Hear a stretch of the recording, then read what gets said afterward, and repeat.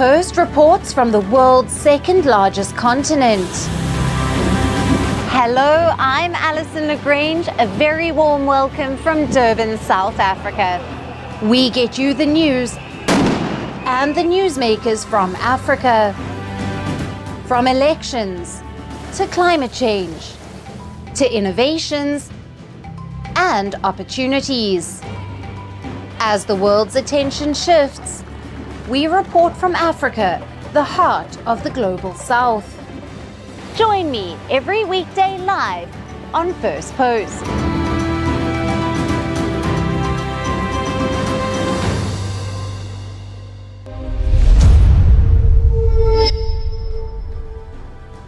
Hello and welcome to Firstpost Africa, where we get you the top stories from the continent and from across the world. I'm Alyson Grange, coming to you live from Durban, South Africa. First, let's take a look at the headlines. The Kremlin denies peace talks to end its 3-year offensive in Ukraine are stalling, saying it is awaiting signals from Kiev for a third round. This even as Russia launches a massive drone and missile strike on Kiev, killing at least 2. A special tribunal indicts Bangladesh's ousted Prime Minister Sheikh Hasina after accepting charges of crimes against humanity linked to last year's mass uprising that left hundreds of students dead. An influential Shiite cleric is shot dead in central Syria, the first such killing since Sunni Islamists toppled Bashar al-Assad in December, raising fears for minority communities. Sudan's paramilitary rapid support forces kill 8 civilians in an attack on a bunker sheltering dozens in the Al Fasher, the last major city in Darfur region still under army control. And OPEC says the global oil demand will keep rising through at least 2050, dismissing the push to quickly abandon fossil fuels as unworkable fantasy.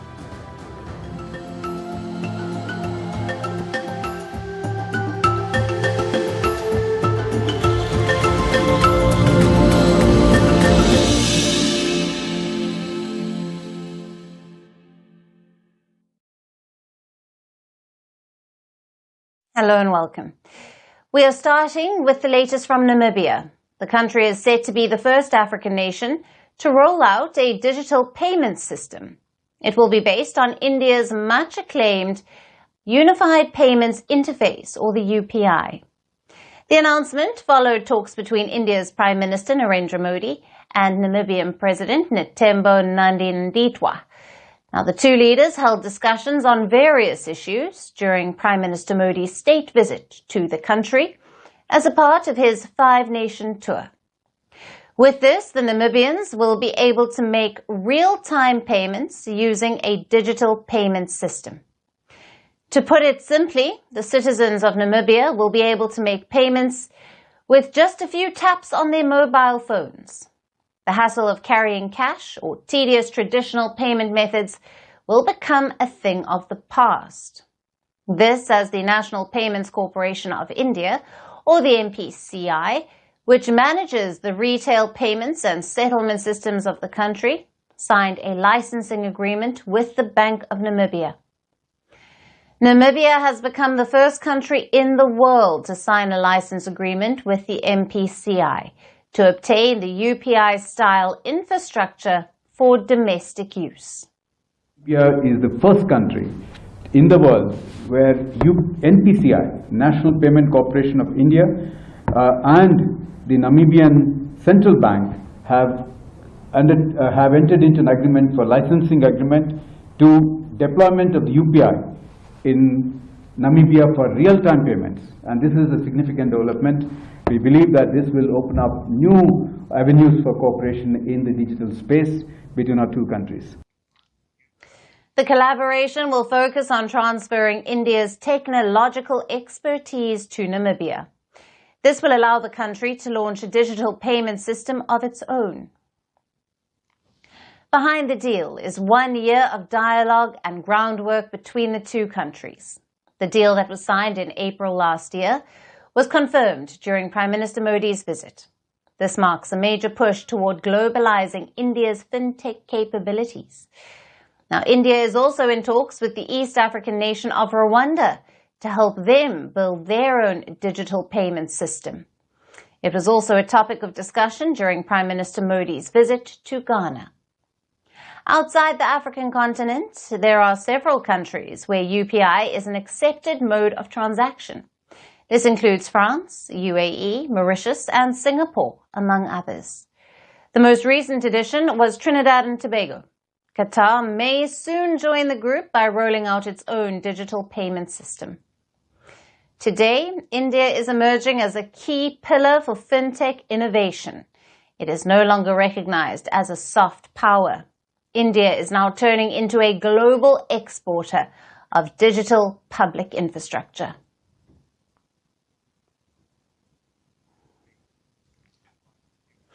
For our next story, let's head to Washington, where 5 African leaders have gathered for a surprise summit. U.S. President Donald Trump kicked off a 3-day summit in Washington, D.C. with leaders from Liberia, Senegal, Mauritania, Guinea-Bissau, and Gabon. The White House is calling it an incredible commercial opportunity as the Trump administration shifts its Africa policy from aid to trade. The meeting is seen as a major Africa outreach by Trump, who was widely criticized for neglecting the continent in his first term. As he hosted the African leaders for a state lunch, Trump praised West Africa's vibrant culture, valuable land, and rich natural resources. But he also praised something else, the fact that African leaders spoke English. Trump was surprised when the Liberian president took the mic and spoke in fluent English. Listen to this. Well, thank you. It's such good English, such beautiful. Where did you learn to speak so beautifully? Where were you educated? Where? Yes, sir. In Liberia. Yes, sir. Well, that's very interesting. That's beautiful English. Sure. I have people at this table can't speak nearly as well. Now here's a fun fact. English is Liberia's official language. Over 80% of Liberians speak English. And the reason for this is its history tied to the United States. Liberia was, in fact, a de facto American colony. U.S. engagement began in the 1820s when the American Colonization Society, a private non-profit, started resettling freed slaves to Liberia. The country declared independence in 1847. But U.S. cultural and political influence still remain. Liberia's capital, Monrovia, is named after U.S. President James Monroe. But maybe these facts never made it to Trump's briefing notes. But netizens aren't having it. Social media has erupted over Trump's comments. Criticism is pouring in from America to Africa.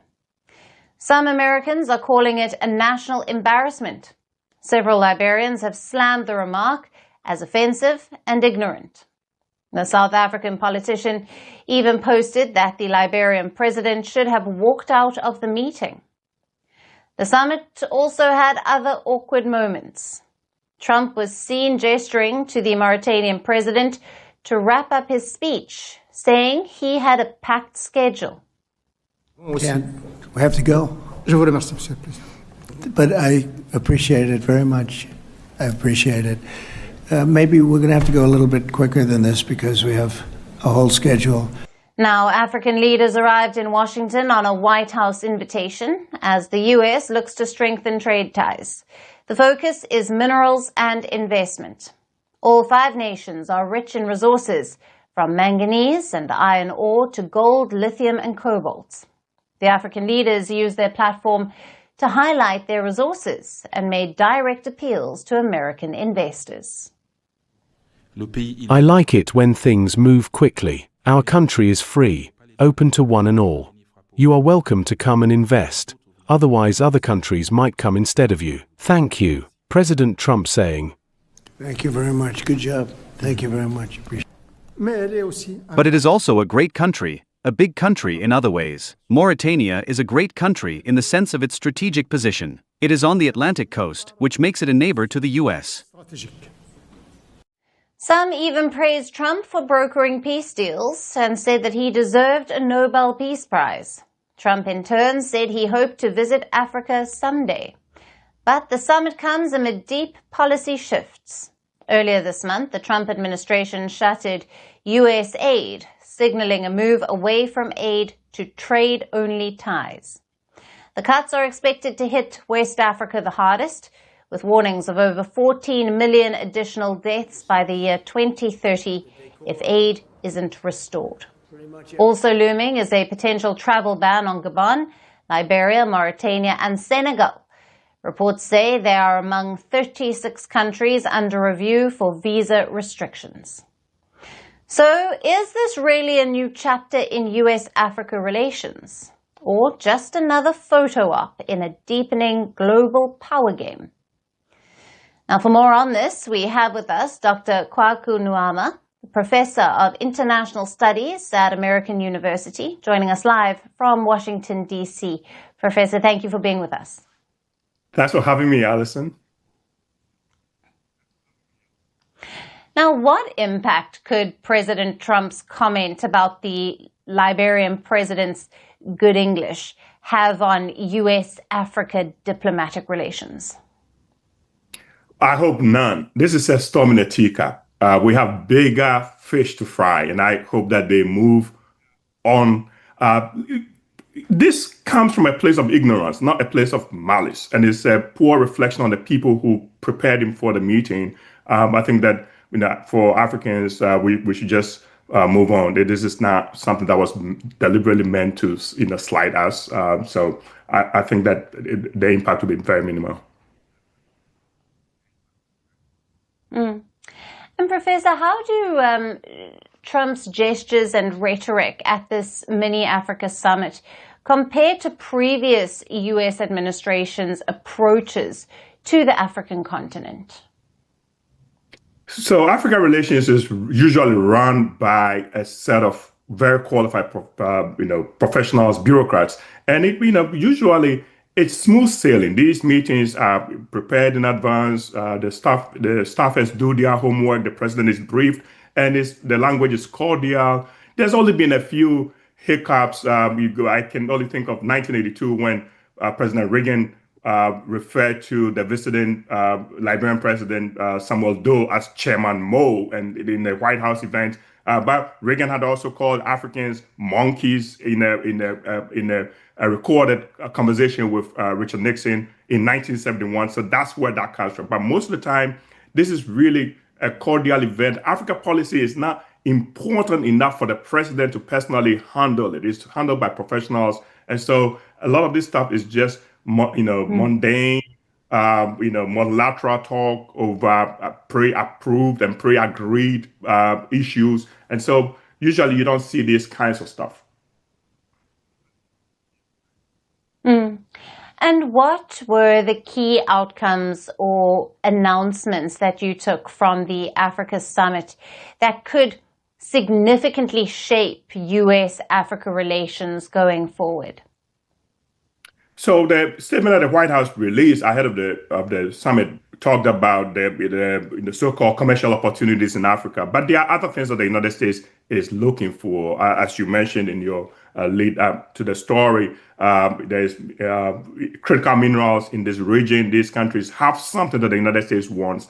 That's why they've been invited to sit at the table with the president. But Africans also have their own wish list, economic support being the number one thing. The security issues have come to the fore as well, particularly in the Sahelian region. And you notice that many of the countries are from that region. With the collapse of the French hegemonic system, security is becoming a big issue in that region. And they hope that the United States can step in and help. And there's also investment. We've already seen announcements of some significant investments in places like Liberia, and that's important. But lastly, the United States is also looking for a way to counter the spread of Chinese influence in Africa. So this meeting is useful to the United States as well as it is for the Africans. And I just hope that we can all look beyond the little things that's coming out of it and focus on the real issues. Because Africans have real issues. We need to focus on things like renewal of PEPFAR, reauthorization of the Africa Growth and Opportunities Act. Those are things that are important that will help the continent move forward. And so I haven't seen the outcomes yet, but hopefully something good comes out of it for Africa. Absolutely. Thank you for being with us on Firstpost Africa. Great to have you on the show again. Thanks for having me.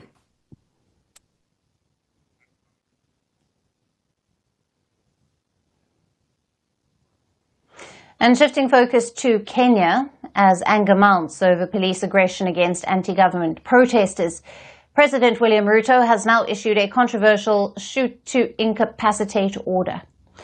Now, in his first public remarks since Kenya erupted in widespread unrest earlier this week, Ruto ordered police to shoot protesters in the leg if they vandalized businesses. The move has triggered fresh outrage, with many accusing the president of militarizing civil unrest.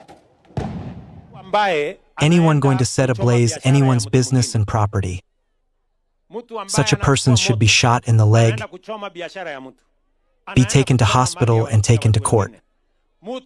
They should not kill him but break the leg so that they can go to the hospital and court afterwards. Yes. Yeah. The unrest peaked on Monday during the Saba Saba marches, marking 35 years since Kenyans rose up to demand multi-party democracy. But the pro-democracy celebration turned to bloodshed as 31 people were killed. Ruto has also warned against attempts to overthrow the government through unconstitutional means and claimed the rallies are being sponsored. Defending police action, he said that attacking security forces is a declaration of war against the nation. And we are going to use whatever means that is available to make sure that we stabilize the country. We cannot accept mayhem and anarchy to destroy the development we have in this country. This year's unrest began last month. It was sparked by soaring economic hardships and a growing crackdown on dissent. It was fueled by the death of a blogger in police custody who was jailed for criticizing the deputy police chief. These protests build on last year's mass demonstrations against the tax hikes. Since last year, over 100 people have been killed in anti-government protests. Around 50 deaths were reported in just the last 3 weeks. Looting has also surged, with businesses, supermarkets and electronic stores being targeted amid the chaos. Nairobi's capital district was locked down by security forces with an estimated $80 million in productivity losses. Investors have been shaken by the unrest, but the government faces fresh allegations of colluding with armed gangs who are looting and suppressing demonstrations. Ruto, who came to power nearly 3 years ago, promising to fight for the poor and to end extrajudicial killings, now faces accusations of turning his back on those promises. He acknowledged the youth unemployment crisis, but claimed the issue existed long before he took office in 2022. He said his administration is the first to take deliberate steps to fix it, and questioned why his government is facing more public criticism than his predecessors. But growing calls from young Kenyans for Ruto to step down are getting louder. From shoot to incapacitate orders to harsh crackdowns on dissent, the questions now go beyond protests. They go to the heart of where President Ruto is taking the nation.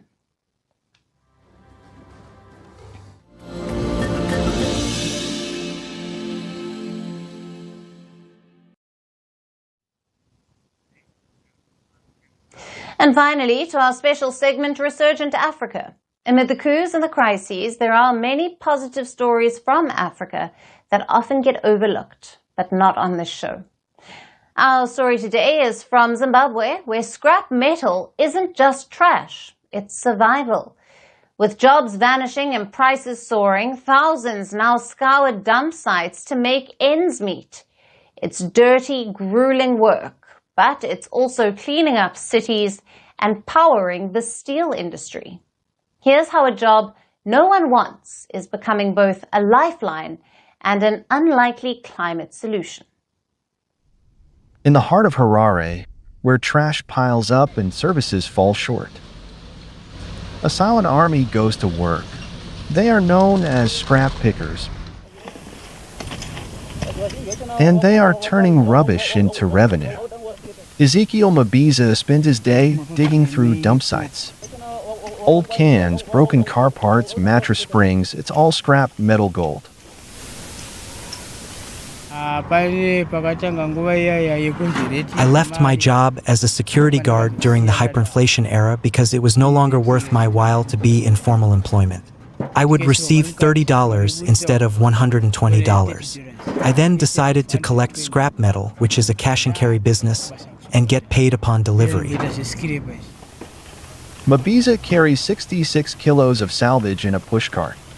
He earns around $8 a day, but minus the cart rental. That's $5 for food, bills, or rent.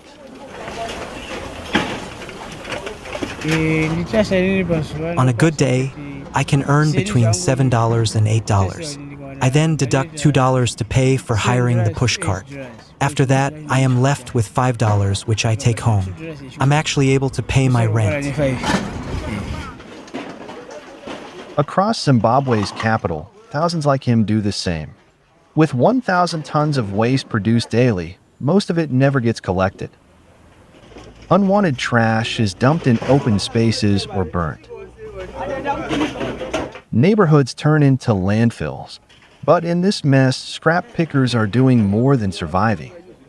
They're cleaning up and contributing to a greener future. Every scrap they collect keeps metal out of landfills and off the streets, and helps fuel Zimbabwe's steel industry. Recycling metal means fewer emissions, less pollution, and more sustainable growth. The OECD says scrap makes up a third of steel raw materials worldwide. And with steel responsible for 8% of global carbon emissions, recycling is crucial.